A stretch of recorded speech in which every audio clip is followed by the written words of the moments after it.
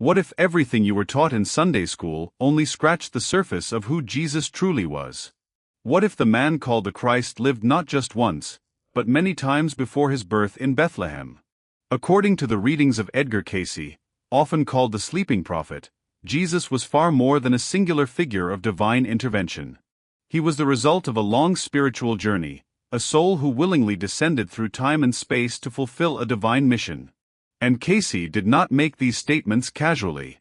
He gave hundreds of trance readings on the soul's evolution, the nature of the Christ, and the hidden spiritual history of the world, all while under self-induced hypnosis. This is not a story about religion, nor is it an attempt to disprove faith. It is instead a deeper look into the mystic's view of Jesus, one that blends ancient wisdom, reincarnation, and divine consciousness into a single awe-inspiring narrative. And what Cayce revealed, quite frankly, goes against nearly everything most of us learned in church. Before we begin, remember to subscribe and stay with us until the end as we uncover Cayce's most powerful and controversial insights about Jesus, insights that might just transform how you see yourself and the divine spark within you. Let us begin not in Bethlehem, but in the very beginning, before the earth was formed, when souls still moved as pure light in the celestial realms. In reading 5749-14, Cayce described Jesus as the soul known as Emilius, a spiritual being who existed long before physical incarnation began. This Emilius was the first to fully embody the divine ideal of oneness with the Creator. In the early soul realm, sometimes referred to as the spirit plane or the dimension of pure thought, Emilius saw that many souls were becoming trapped in material desire. They were forgetting their source. Emilius, according to Cayce, chose to enter into the cycles of earth in order to guide humanity back to the light.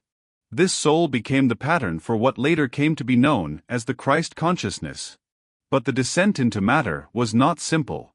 Cayce explained that when souls first entered the earth plane, they began to take on physical form, slowly losing memory of their divine origins. And Emilius was no exception.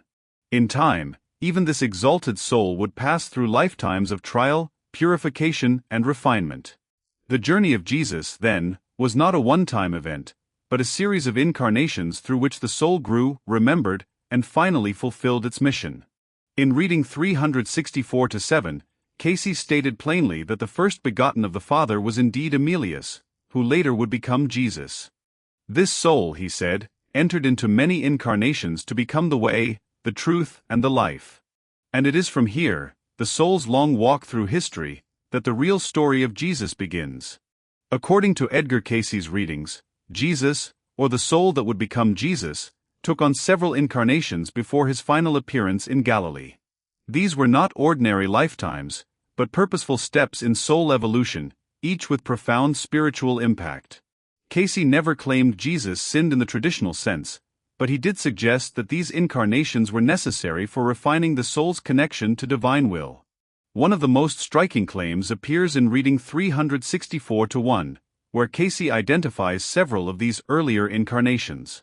Among them were Adam, Enoch, Melchizedek, Joseph, and Zerubbabel.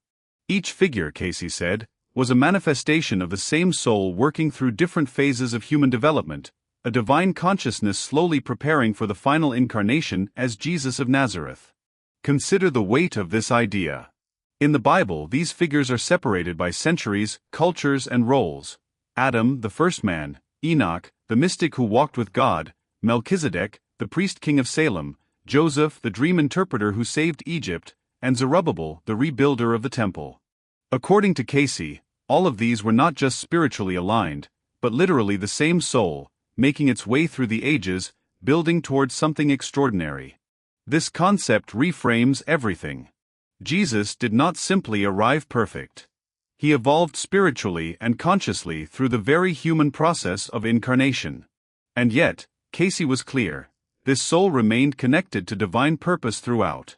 In reading 5749-5, he stated that Jesus was the only soul that kept his relationship with God so pure through all incarnations that he became the pattern for man's return to the Creator. That phrase, the pattern, appears repeatedly in Cayce's work. Jesus was not just a savior to be worshipped, but a template to be studied. His journey was meant to reflect our own potential. In that sense, the mission of Christ was not to condemn, but to awaken. Even more controversial is Cayce's assertion that Jesus' soul learned through suffering. In reading 2067-7, he explained that the Master learned obedience through the things which he suffered in the flesh. This echoes Hebrews 5 verse 8 in the Bible, but Cayce expands on it, suggesting that suffering was not punishment, but initiation, a process by which the soul tempered its ego, aligned with divine law, and prepared to embody the Christ fully. And this brings us to an uncomfortable yet powerful idea. The Jesus of Cayce's vision is not unreachable, not some impossibly perfect being. He is a perfected soul, yes, but one that rose from within the same cosmic pattern that we all share. His greatness was not given. It was earned across lifetimes of conscious alignment with divine will. Cayce did not deify Jesus in the traditional church sense. He clarified his divine mission, not as a miraculous exception to the human story, but as its ultimate fulfillment. What happened to Jesus between the ages of 12 and 30, the so-called missing years, has long been a source of speculation. The Bible is largely silent on this period, but Edgar Cayce's readings offer a compelling narrative. Far from being idle, Jesus was undergoing spiritual training across distant lands, deepening his mastery over the physical and spiritual laws that would define his ministry. In reading 5749-2, Cayce states that Jesus traveled through Persia, India, and Egypt, absorbing the sacred teachings of each region. He studied with spiritual masters, delving into the mysteries of reincarnation, healing, meditation, and divine unity. This was not about accumulating exotic knowledge. It was preparation, a deliberate spiritual initiation meant to awaken the full expression of the Christ consciousness within him. According to Cayce, this journey was part of a larger plan to harmonize the truths of all world religions, not just Judaism. He was not rejecting the Hebrew tradition, but rather fulfilling and expanding it. In reading 1158-12, Cayce describes Jesus as one who studied the teachings of many lands so that he might understand the full measure of man's seeking. One of the most significant places Jesus visited, according to Cayce, was the Great Pyramid of Giza. Far from being merely a tomb, the pyramid was seen as a temple of initiation, a kind of spiritual tuning fork for the soul. Cayce claimed in reading 5748-5 that Jesus entered the Great Pyramid as part of his mystical preparation, undergoing initiations that aligned his physical body and spirit for the mission ahead. He described these rituals as essential to awakening higher faculties of consciousness, designed long ago by initiates who foresaw the coming of the Messiah. Cayce also referenced the Essenes, a mystical Jewish sect known for their ascetic lifestyle and apocalyptic prophecies, as crucial mentors to Jesus. In reading 1472-3, he explains that the Essenes helped prepare Mary, the mother of Jesus, from a young age for her divine role and later guided Jesus himself in his early spiritual development. The Essenes believed in purity, karma, and the soul's eternal journey. Their teachings aligned with Cayce's vision of a Jesus shaped by universal truth, not institutional religion. This perspective reframes Jesus as a spiritual synthesizer, someone who absorbed wisdom from many ancient traditions to reveal the eternal truth behind them all. His teachings were not born in isolation, but emerged from a global journey of spiritual initiation designed to demonstrate how divine awareness could be made manifest in human form. It also reveals why his message was so radical. Not because it was new, but because it remembered something ancient, something humanity had forgotten. So when Jesus returned to Galilee, he was no longer just a carpenter's son. He was the embodiment of a cosmic principle, the Christ, fully awakened and ready to spark divine remembrance in others. In reading 2067-7, Cayce explained that the man Jesus became the Christ, emphasizing that Jesus was a soul who had undergone many lifetimes of refinement before fully merging with the divine essence. To Cayce, Jesus was the first soul to complete the full cycle of earthly incarnations and return to God in total unity. He referred to Jesus as the elder brother, a guide who walked the path before us, showing humanity what is possible when one fully awakens the divine within. This did not make Jesus less divine in Cayce's view. It made him even more extraordinary because he achieved divinity through effort, love, and alignment over many lifetimes. In reading 378-13, Cayce noted that the Christ consciousness is the awareness within each soul of the indwelling of the Father. It is not unique to Jesus, but he became the ultimate example of living in complete harmony with it. This was the pattern, the sacred template Jesus came to offer the world, and it was open to every soul, not just a chosen few. Jesus's miracles, Cayce said, were not performed to impress or prove anything. Rather, they were natural expressions of spiritual law flowing from his complete alignment with divine truth. In reading 1877-1, Cayce remarked that these acts were manifestations of the Spirit within, made possible through perfect attunement, healing, walking on water, even raising the dead. All of it was the outflow of a consciousness no longer bound by illusion or fear. One of the more surprising elements in Cayce's readings is the notion that the Christ is a universal force, not tied to any single religion. In reading 2533-7, he said the Christ Spirit is universal and personal. It may be awakened in all. This means the message of Jesus was not about establishing dogma, but about awakening a sleeping memory within each of us, the memory of our divine origin.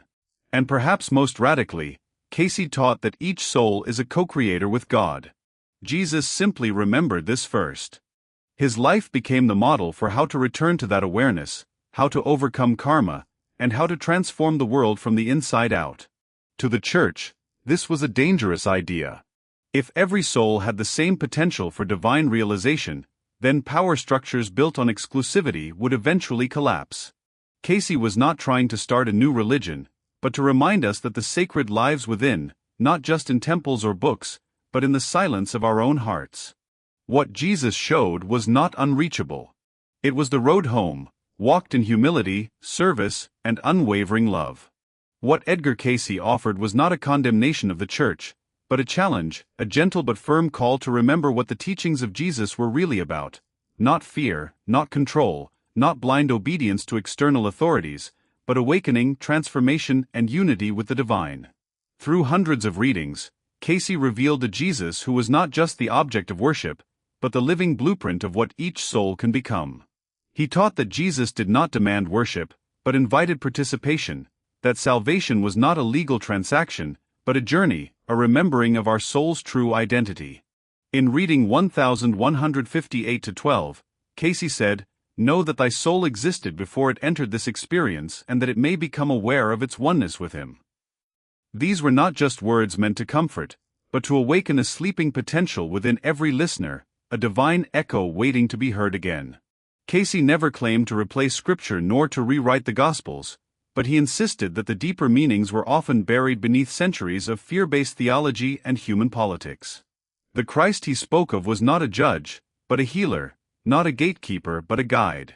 And if his vision was true, then it means something profound, that we are not here merely to worship miracles from the past, but to live them in the present, that Jesus did not come to close a door, but to open one, a door that leads not to separation, but to divine remembrance. So why did Cayce's Jesus go against what so many churches have taught? Because institutional power often finds it easier to teach obedience than awakening. Because mystery cannot be controlled. And because the moment you realize that the Christ is not confined to one man or one building, the world begins to shift. This message is not easy. It asks more of us than passive belief. It asks us to look within, to do the soul work, to forgive, to serve, to heal, and ultimately to become. And perhaps that is why Cayce's readings still speak to so many seekers today. They do not offer easy answers. They do not promise rewards for the faithful or punishment for the doubters. Instead, they invite each soul into a dialogue with the divine, one that began before birth and will continue long after death.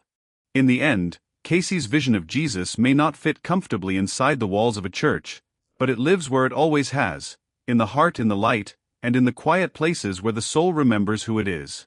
And that, perhaps, is the greatest teaching of